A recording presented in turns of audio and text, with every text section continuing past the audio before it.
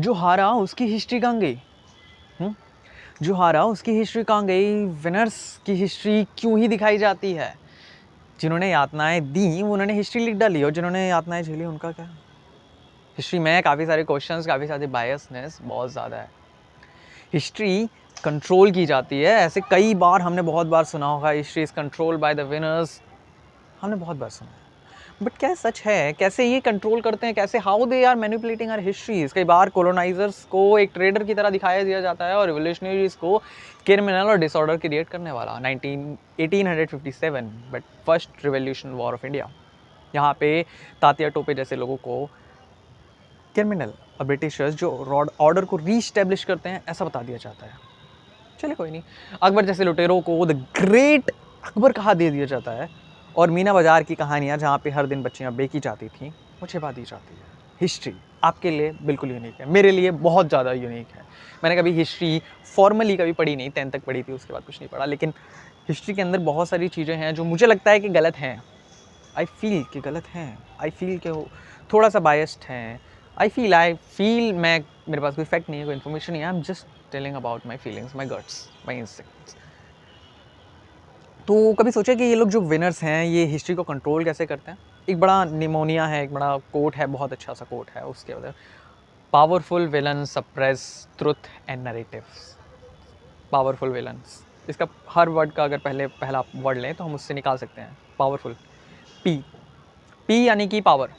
जो विनर्स हैं उनके पास पावर है, उनके पास रिसोर्सेस हैं, उनके पास आर्मी है, उनके पास गवर्नमेंट है, उनके पास एजुकेशन है, उनके पास रेवेन्यू है, उनके पास सिस्टम्स हैं, अपनी अपनी तरह से अपनी आइडियोलॉजी के हिसाब से हिस्ट्री लिख देने का। जो लूजर्स हैं उनके पास क्या है? 2 वक्त की रोटी भी नहीं, इसलिए उनकी हिस्ट्री कभी कोई लिखेगा ही नहीं। पावरफुल विलन्स, विलन्स का पहला अक्षर है वी यानी कि विलन्स यानी कि वॉइस, हमारी वॉइस। जो लूजर्स हैं उनकी वॉइस कहाँ गई? कहाँ गई उनकी वॉइस? कभी सोचा है कि कैसे जो हज़ारों बच्चियाँ बेची जा रही थी मीना बाज़ार में, उनके बारे में किसी ने लिखा ही नहीं। आईन अकबरी जैसी बड़ी किताबों में भी उसका ज़िक्र नहीं मिलता है, उसकी बायोग्राफी में ज़िक्र नहीं मिलता है। तो वो आवाज़ें कहाँ दबा दी गई? कभी सोचा है कि काशी विश्वनाथ में मंदिर की वजह से मस्जिद कैसे आ गई? या फिर अयोध्या में ऐसा क्या हुआ कि 550 साल तक मंदिर का संघर्ष चलता रहा? वॉइस कहाँ गई? एविडेंस कहाँ गए? डॉक्यूमेंट्स कहाँ गए हमारे? हमारी रियल ओरिजिनल हिस्ट्री, हमारे वेद, हमारी पुराण, हमारी संस्कृति कहाँ गई? They destroyed, they suppresses our voices. Word 3 suppress, S यानी कि स्कूल्स। स्कूल्स में जब टीचर कहती है ना कि ये हुआ था और हम लिख लेते हैं, बस हम जानते नहीं कि ये सच में हुआ था या नहीं हुआ था। हालांकि हम बच्चे होते हैं, हमें जानने का इतना टाइम भी नहीं होता, नहीं इतनी एनर्जी भी नहीं होता, माइंड भी नहीं होती, मैच्योरिटी भी नहीं है। हमने जो कहा वो लिख दिया और ये आगे चल करके नैरेटिव बन जाता है एक तरह से। जनरेशनल के अंदर एक इन्फीरियरिटी कॉम्प्लेक्स जो है इंडिया में अगर देखें तो वो आ जाता है।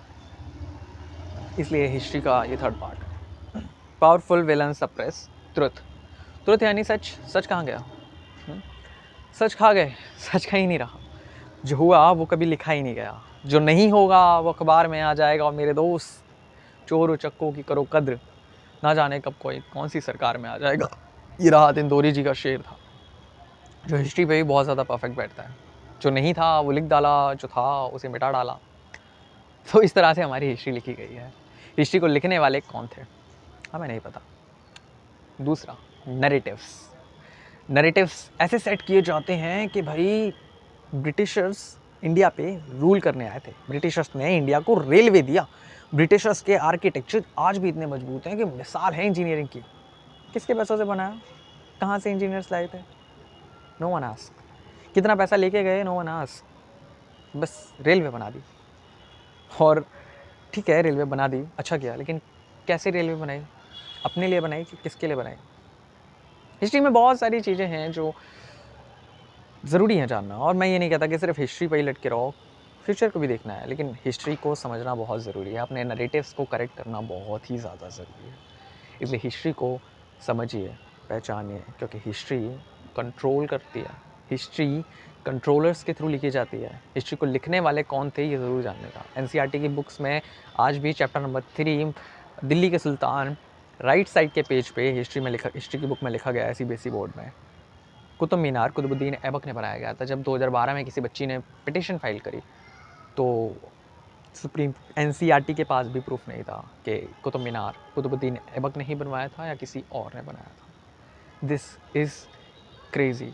हम जो पढ़ा रहे हैं हमें उसका एविडेंस नहीं है, हम जो बता रहे हैं उसकी हमारे पास प्रूफ नहीं है, लॉजिक नहीं है, बस पढ़ा रहे हैं क्योंकि नैरेटिव सेट करना है।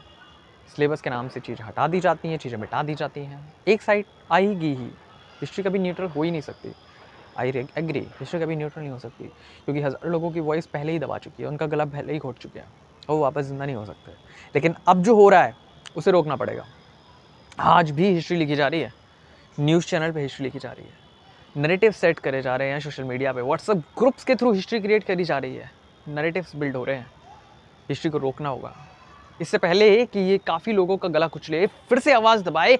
लेट्स बी यूनाइट एंड इस हिस्ट्री को चेंज करना होगा। जो आज लिखी जा रही है उसे बदलना होगा। So change your present to change your history, that's simple as it is. Thank you.